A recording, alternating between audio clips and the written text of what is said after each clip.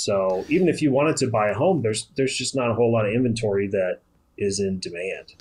So now this is in my mind where things get really scary because again, like we've been mentioning, even though CPI is lower, like we believe our lion eyes, we're going eating dinner, we're buying stuff at hardware store, getting less for more money.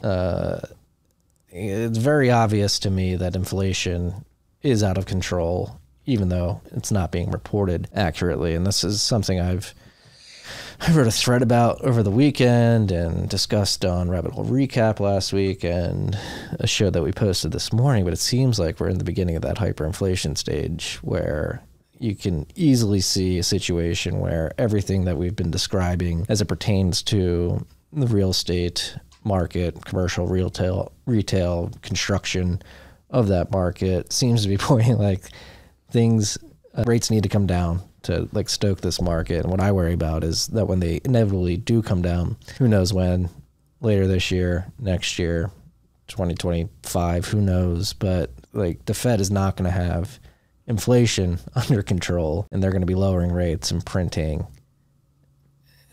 and just exacerbating that problem, which is a very scary proposition to think about. Yeah.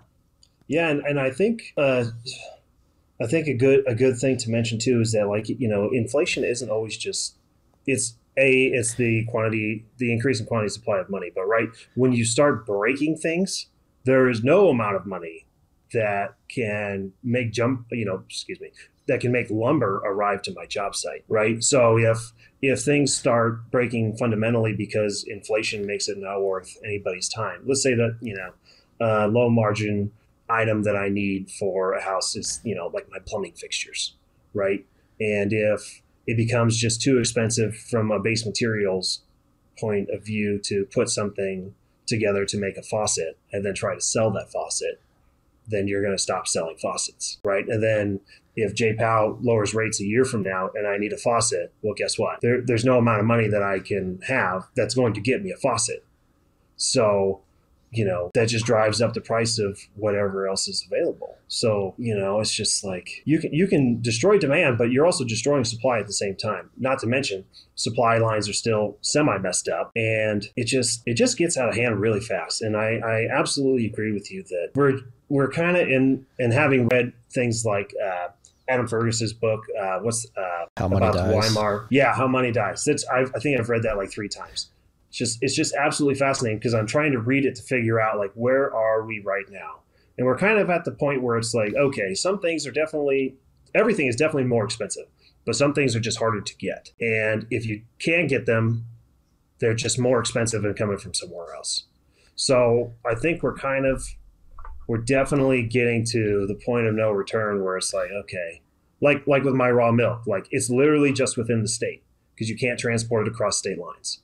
And it hasn't been in the store for 3 weeks. So does that mean that it's no longer ever coming? Or when it comes, is it going to be $20 instead of $5? River's the best place to buy Bitcoin. Go to river.com/TFTC, sign up today, set up an account, and start stacking sats. Back to the video. And it's just, Marty, I'm worried.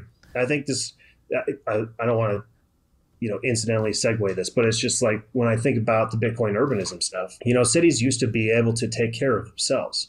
Like they had surrounding areas that were either farms or farms for both, I guess, agriculture and for livestock, right? They could take care of themselves, and then they exported whatever was left over, right? So we had this country where we were basically on this giant landmass. We could transport and trade with everybody. You know, goods went to all sorts of different places.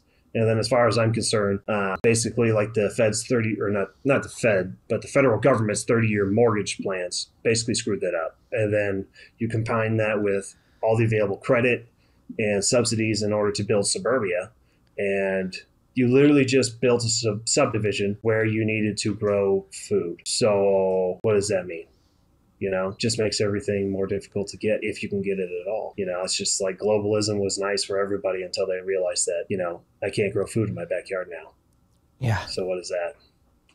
I think that's like what I worry about. I go for walks around my neighborhood and look at ugly houses, and I just think to myself, like, man, like Scottsdale used to be a highly productive agricultural city, like lots of Phoenix was.